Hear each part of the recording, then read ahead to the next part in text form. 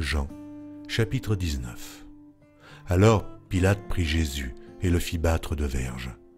Les soldats tressèrent une couronne d'épines qu'ils posèrent sur sa tête, et ils le revêtirent d'un manteau de pourpre. Puis, s'approchant de lui, ils disaient « Salut, roi des Juifs !» et ils lui donnaient des soufflets.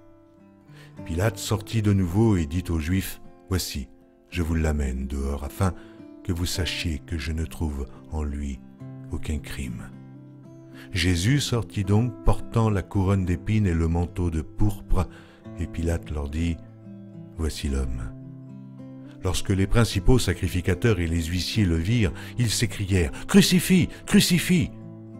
Pilate leur dit « Prenez-le vous-même et crucifiez-le, car moi, je ne trouve point de crime en lui. » Les Juifs lui répondirent « Nous avons une loi, et selon notre loi, il doit mourir, parce qu'il s'est fait fils de Dieu. » Quand Pilate entendit ces paroles, sa frayeur augmenta. Il entra dans le prétoire et il dit à Jésus « D'où es-tu » Mais Jésus ne lui donna point de réponse. Pilate lui dit « Est-ce à moi que tu ne parles pas? Ne sais-tu pas que j'ai le pouvoir de te crucifier et que j'ai le pouvoir de te relâcher ?» Jésus répondit « Tu n'aurais sur moi aucun pouvoir s'il ne t'avait été donné d'en haut.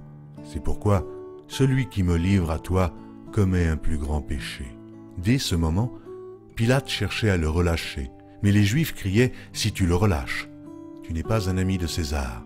Quiconque se fait roi se déclare contre César. » Pilate, ayant entendu ces paroles, amena Jésus dehors, et il s'assit sur le tribunal au lieu appelé le pavé, et en hébreu Gabbatha. C'était la préparation de la Pâque et environ la 6e heure.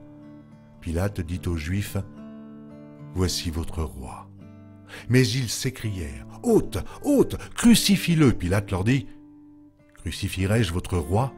Les principaux sacrificateurs répondirent « Nous n'avons de roi que César. » Alors il le leur livra pour être crucifié. Ils prirent donc Jésus et l'emmenèrent.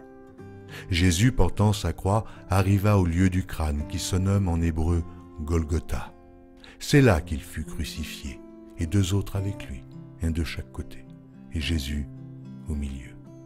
Pilate fit une inscription qu'il plaça sur la croix et qui était ainsi conçue « Jésus de Nazareth, roi des Juifs ». Beaucoup de Juifs lurent cette inscription parce que le lieu où Jésus fut crucifié était près de la ville. Elle était en hébreu, en grec et en latin. Les principaux sacrificateurs des Juifs dirent à Pilate « N'écris pas roi des Juifs, mais écris qu'il a dit « Je suis roi des Juifs ». Pilate répondit « Ce que j'ai écrit, je l'ai écrit ». Les soldats, après avoir crucifié Jésus, prirent ses vêtements et ils en firent 4 parts, une part pour chaque soldat. Ils prirent aussi sa tunique qui était sans couture, d'un seul tissu, depuis le haut jusqu'en bas. Et ils dirent entre eux « Ne la déchirons pas, mais tirons au sort à qui elle sera. » Cela arriva afin que s'accomplisse cette parole de l'Écriture. Ils se sont partagés mes vêtements, et ils ont tiré au sort ma tunique. Voilà ce que firent les soldats. Près de la croix de Jésus se tenait sa mère, et la sœur de sa mère, Marie, femme de Clopas, et Marie de Magdala. Jésus, voyant sa mère et auprès d'elle le disciple qu'il aimait, dit à sa mère, « Femme, voilà ton fils. » Puis il dit au disciple, « Voilà ta mère. » Et dès ce moment, le disciple la prit chez lui. Après cela, Jésus, qui savait que tout était déjà consommé, dit, afin que l'écriture fût accomplie, « J'ai soif. » Il y avait là un vase plein de vinaigre. Les soldats en remplirent une éponge et, l'ayant fixée à une branche d'hysope, ils l'approchèrent de sa bouche. Quand Jésus eut pris le vinaigre, il dit « Tout est accompli. » Et baissant la tête, il rendit l'esprit. Dans la crainte que les cornes restassent sur la croix pendant le Shabbat, car c'était la préparation et ce jour de Shabbat était un grand jour, les Juifs demandèrent à Pilate qu'on rompît les jambes au crucifié et qu'on les enlevât. Les soldats vinrent donc et ils rompirent les jambes au premier, puis à l'autre qui avait été crucifié avec lui. S'étant approchés de Jésus et le voyant déjà mort, ils ne lui rompirent pas les jambes.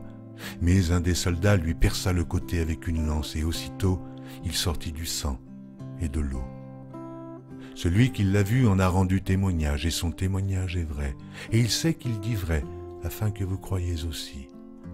Ces choses sont arrivées afin que l'Écriture fût accomplie. Aucun de ces os ne sera brisé. Et ailleurs, l'Écriture dit encore, ils verront celui qu'ils ont percé. Après cela, Joseph d'Arimathée, qui était disciple de Jésus, mais en secret, par crainte des Juifs, demanda à Pilate la permission de prendre le corps de Jésus, et Pilate le permit. Il vint donc et prit le corps de Jésus.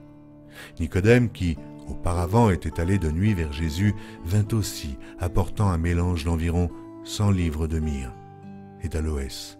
Il prit donc le corps de Jésus, et l'enveloppèrent de bandes avec les aromates, comme c'est la coutume d'ensevelir chez les Juifs.